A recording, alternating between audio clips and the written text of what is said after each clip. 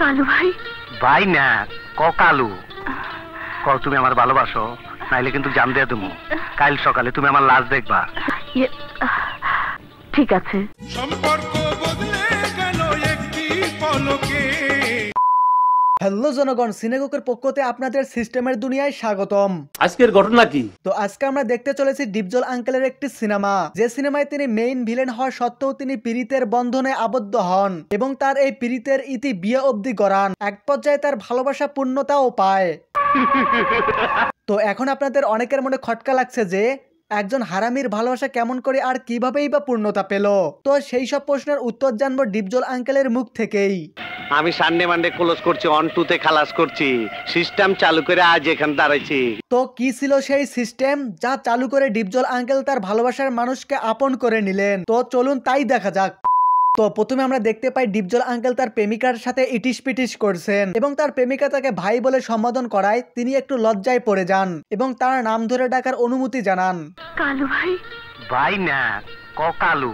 এছাড়াও কাল্লু ভাই তার প্রেমিকাকে সিস্টেমে ব্ল্যাকমেলও করতেন। ক তুমি আমার ভালোবাসো, নাইলে কিন্তু জান দিয়ে দেবো।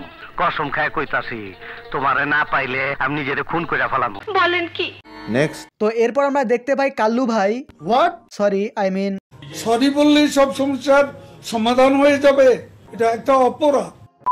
তো এরপর আমরা দেখতে পাই ডিপজল আঙ্কেল বিয়ের মতো একটা বড় মহৎ কাজেও তিনি সেলুন থেকে মাথা চুল কাটাননি। তাই দেখে তার শাশুড়ি মন খারাপ করেন এবং তার সাথে মেয়ের বিয়ে দিতে নাকচ করেন। কেরে কাল্লু, মাথা চুল কই কাটছো? ফকিন্নি, চুল কাটার টাকা নাই, আইছস আমার মেয়ের বিয়ে করতে। যা ফটফট, তোর কাছে আমি মেয়ে বিয়ে দেবো না।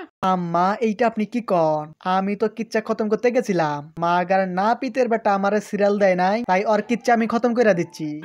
না, আমি জেনে শুনে আমার মেয়ে সর্বনাশ করতে পারি না। বাসুরে খেপায়া দিল।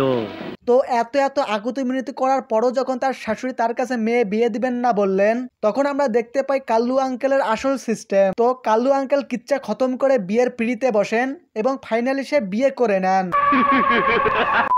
তো ডিপজল আঙ্কেলের সিস্টেম হতে এটা পরিষ্কার যে আপনার ভালোবাসার মানুষকে কাছে পেতে হলে আপনাকে প্রচুর চাটুকারি হতে হবে। নাম্বার 2, আপনার আর আপনার ভালোবাসার মানুষের মাঝখানে তৃতীয় কোনো আগাছা হলে তাকে 1-2 খালাস করতে হবে। তো এই ছিল আজকের এই ফালতু ভিডিও। সব ভিডিও ভালো লাগলে ভিডিওতে একটি লাইক দিন আর কমেন্টে জানান আপনার অপূর্ণতার গল্প।